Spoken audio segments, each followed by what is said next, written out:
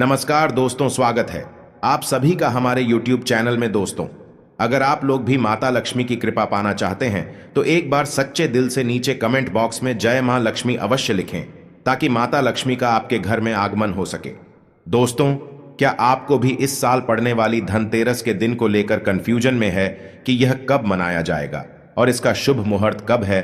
तो आप बिल्कुल सही वीडियो देख रहे हैं, क्योंकि इस वीडियो में हम केवल इसका शुभ मुहूर्त ही नहीं बल्कि इसकी पौराणिक कहानी, पूजन विधि और खरीदारी के समय बरती जाने वाली सावधानी और इसके साथ ही धनतेरस के दिन क्या खरीदना चाहिए, क्या नहीं खरीदना चाहिए, पूरी जानकारी हम आपको देने वाले हैं। बस आप लोगों से मेरा सिर्फ एक ही निवेदन है कि आप लोग इस वीडियो को अंत तक बहुत ध्यान से देखना। धनतेरस को धन त्रयोदशी भी कहा जाता है और यह हिंदू धर्म को मानने वाले लोगों के लिए एक शुभ अवसर है जो धन और समृद्धि के त्योहार से संबंधित है। यह त्योहार कार्तिक माह के 13वें दिन पड़ता है और 5 दिवसीय दिवाली त्योहार की शुरुआत करता है, यानी धनतेरस 5 दिवसीय दीपावली त्योहार की शुरुआत का पहला दिन है। धनतेरस के दिन लोगों के लिए पूजा करने और वित्तीय समृद्धि के लिए सबसे ज्यादा महत्वपूर्ण दिन होता है। इसके साथ ही लोग माता लक्ष्मी, भगवान गणेश और भगवान कुबेर की पूजा करते हैं और दिए जलाते हैं। लोग इस दिन को अच्छे भाग्य के प्रतीक मानकर सोने या चांदी की वस्तुएं खरीदते हैं। ज्योतिषीय गणनाओं के अनुसार धनतेरस 2023 पर ग्रहों की स्थिति दीर्घकालिक फाइनेंस स्कीम और संपत्ति की खरीद के लिए अनुकूल है।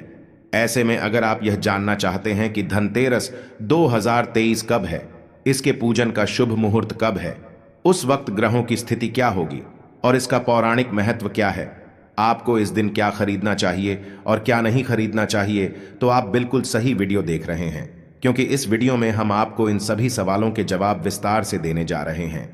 पौराणिक कथा के अनुसार धनतेरस का संबंध समुद्र मंथन से है, क्योंकि समुद्र मंथन से कार्तिक माह के कृष्ण पक्ष की त्रयोदशी के दिन भगवान धन्वंतरी अपने हाथों में अमृत कलश लेकर प्रकट हुए थे। मान्यताओं के अनुसार सृष्टि में चिकित्सा विज्ञान के विस्तार के लिए ही भगवान विष्णु ने धन्वंतरी का अवतार लिया था और वे देवताओं के वैद्य भी हैं। इनकी पूजा करने से आरोग्य सुख यानी स्वास्थ्य लाभ मिलता है। जबकि इसके 2 दिन बाद लक्ष्मी जी समुद्र मंथन से निकली थी। जिस दिन दिवाली होती है दोस्तों, जब भगवान धन्वंतरी प्रकट हुए तब उनके हाथों में अमृत से भरा कलश यानी घड़ा था। लिहाजा इस दिन बर्तन खरीदने के साथ साथ सोने और चांदी से बने आभूषण को खरीदने की परंपरा बन गई।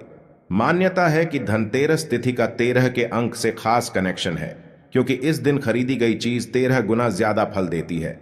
हम ये भी कह सकते हैं कि इस दिन शुरू किया गया काम 13 गुना सफलता दिलाता है। इसके साथ ही हिंदू संस्कृति में माना जाता है कि देवी लक्ष्मी केवल साफ सुथरे घर में ही प्रवेश करती हैं। इसलिए धनतेरस पर लोग देवी लक्ष्मी को अपने निवास में आकर्षित करने और आमंत्रित करने के लिए अपने घरों की सफाई करते हैं। वे दिए जलाते हैं, रंगोली बनाते हैं और प्रवेश द्वार पर तोरण लगाते हैं। कई लोग रात में भगवान यमराज की भी पूजा करते हैं और उनका आशीर्वाद पाने के लिए दीप जलाकर प्रार्थना करते हैं। चलिए दोस्तों, अब जानते हैं धनतेरस की तिथि और शुभ मुहूर्त क्या है। दोस्तों, हर बार की तरह साल 2023 में धनतेरस कार्तिक मास के कृष्ण पक्ष की त्रयोदशी तिथि को है। इस प्रकार इस साल धनतेरस 10 नवंबर की दोपहर 12:35 से शुरू होगा और 11 नवंबर की दोपहर 1:57 पर समाप्त होगा। पूजा का शुभ मुहूर्त शाम 6:02 से लेकर रात 8 बजे तक करीब 1 घंटा 58 मिनट तक रहेगा। हालांकि तिथियों के हेर फेर की वजह से जो लोग धनतेरस का उपवास रखते हैं वो 11 नवंबर को ही रखें, क्योंकि 11 नवंबर की शाम तक प्रदोष काल है। दोस्तों, धनतेरस के दौरान सोना और चांदी खरीदना शुभ माना जाता है, क्योंकि ऐसा माना जाता है कि यह आपके घर में समृद्धि और सौभाग्य लाता है। ज्योतिषीय गणनाओं के अनुसार धनतेरस 2023 के दौरान सोना और चांदी खरीदने का सबसे अनुकूल समय 10 नवंबर 2023 को दोपहर 2:35 से 11 नवंबर 2023 को सुबह 6:40 के बीच है। वहीं अगर आप इस समय से चूक जाते हैं तब भी आप 11 नवंबर 2023 को सुबह 6:40 से दोपहर 1:57 के बीच सोना और चांदी खरीद सकते हैं। चलिए दोस्तों, अब धनतेरस की पूजन विधि के बारे में जान लेते हैं। दोस्तों, अगर आपको धनतेरस के दिन भगवान धन्वंतरी, देवी लक्ष्मी और भगवान कुबेर देव की कृपा प्राप्त करनी है तो आपको ऊपर बताए शुभ मुहूर्त पर पूजा की शुरुआत करना चाहिए। इस दौरान सबसे पहले आपको कुबेर देव और भगवान धन्वंतरि के चित्र की स्थापना करनी चाहिए। साथ ही माता लक्ष्मी और भगवान गणेश की भी मूर्ति स्थापित करना चाहिए। फिर सभी देवी देवताओं को तिलक लगाएं, पुष्प, फल, मिठाई आदि अर्पित करें और दीपक जलाएं। वहीं रात में हमें भगवान यमराज को प्रसन्न करने के लिए घर के मेन गेट पर 13 और 13 दीपक घर में भी जलाने चाहिए। दोस्तों, धनतेरस त्योहार के मौके पर बहुत सारी चीजें ऐसी होती हैं जिसे करना चाहिए, लेकिन बहुत सारी ऐसी भी चीजें हैं जो करना वर्जित हैं, अर्थात करने की इजाजत नहीं है, वरना उसका भी नुकसान होता है। लिहाजा आइए अब जान लेते हैं कि हमें धनतेरस पर क्या खरीदना चाहिए और क्या नहीं खरीदना चाहिए। दोस्तों, मान्यता है कि भगवान धन्वंतरि पीतल धातु के है, इसलिए इस दिन पीतल के बर्तन को खरीदना शुभ माना जाता है। पीतल के अलावा आप धनतेरस के दिन सोने, चांदी और तांबे के सामान के साथ साथ बर्तन को भी खरीद सकते हैं, क्योंकि ये चीजें आपके घर में आरोग्यता और समृद्धि लेकर आती है। इस दिन झाड़ू खरीदना भी शुभ माना जाता है, क्योंकि झाड़ू को मां लक्ष्मी का प्रतीक माना जाता है और नई झाड़ू को लाने से लक्ष्मी का आगमन होता है।